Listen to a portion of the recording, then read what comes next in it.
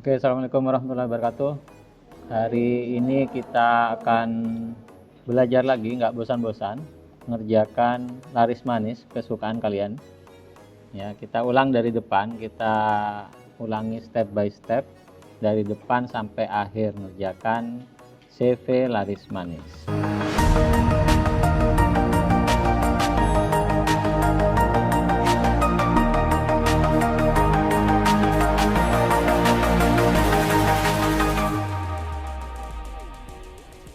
Oke, kita masukkan ini nama usahanya.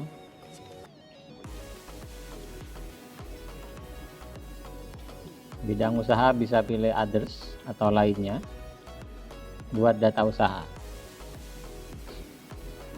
Oke, untuk hari ini kita prakteknya langsung import ya dengan file yang sudah ada. Jadi kita prakteknya langsung import.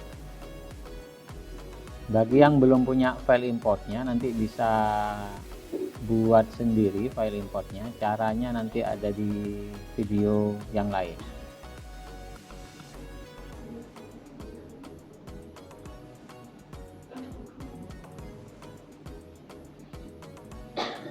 Oke, kita lengkapi data ini. Ini apa kategorinya, anak-anak?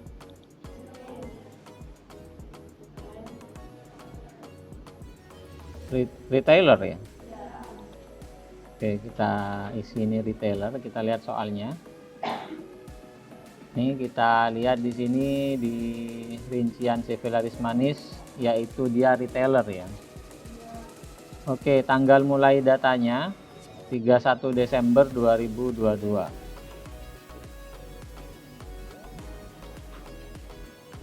Mata uangnya rupiah, metodenya FIFO.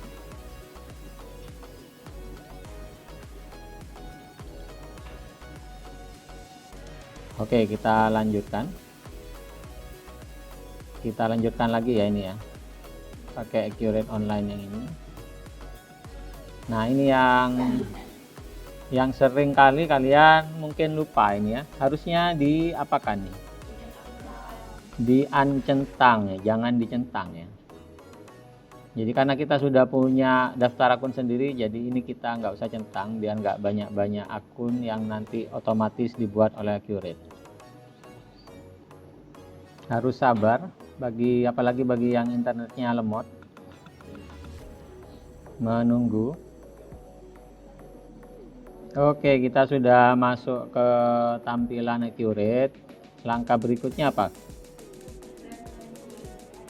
Kita atur preferensi dulu ya. Jadi langkah-langkahnya ini diingat-ingat ya anak-anak ya. Nanti pada saat praktek seperti ini langkah-langkahnya. Yang harus diisi adalah kalau ada data lengkap tentang ini silahkan diisi di sini. Ada enggak?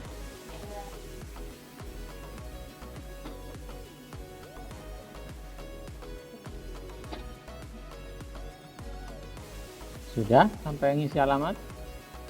Kita isikan lengkap ini ya, karena nanti alamat nih kalau nggak diisi milih di sini ini nanti nggak mau disimpan.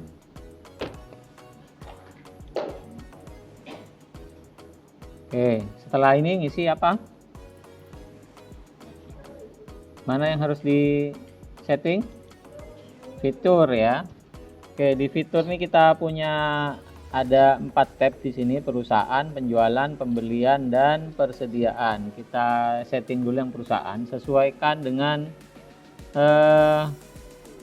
di CV laris manis ini ya. Perusahaan itu punya kebijakan apa saja. 1, apa? Ada pajaknya enggak? Ada. Terus ini enggak perlu. Aset dicatat enggak? Aset perusahaan diakui dalam catatan perusahaan. Jadi kita ini centang ya.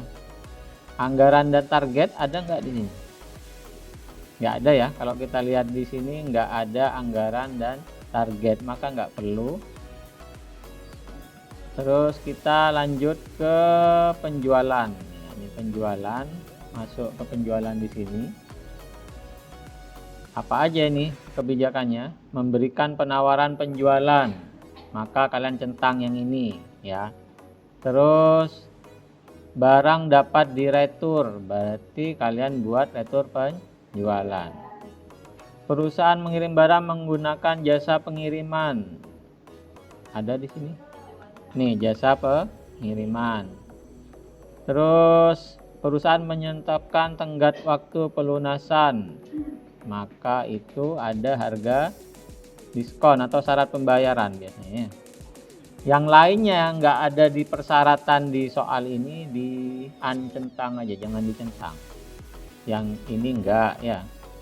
Terus ini ada tadi nggak ada ya. Ini ada nggak ada. Jadi yang ada hanya 1 2 3 4. Oke, sudah. Lanjut ke setting pembelian ya. Oke, kita lihat pembelian di sini. Jadi nanti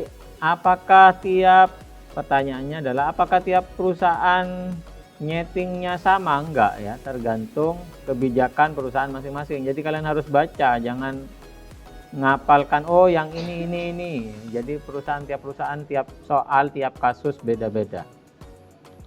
Ini kebetulan yang kasusnya CV Laris Manis. Oke, kita ke pembelian.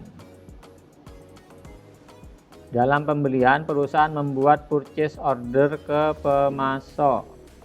Berarti purchase order itu apa? Pesanan pembelian. Daftar harga pemasok nggak ada. Ini nggak ada, jadi nggak usah. Oke, berikutnya persediaan. Bagian gudang membuat permintaan barang atas barang yang diajukan untuk dibeli.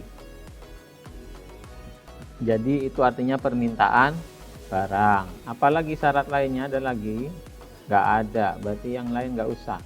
Multi gudang tuh jika kalian punya banyak gudang. Multi satuan barang itu jadi ada beberapa barang satuan, nanti bisa digabung jadi satu gitu ya, dinamakan barang baru gitu. Itu namanya multi satuan barang. Yang lain nggak usah. Produksi sederhana itu kalau semi manufaktur, kalau yang ini kalau itu perusahaan manufaktur. Apalagi yang perlu kita setting? Cukup atau ada lagi?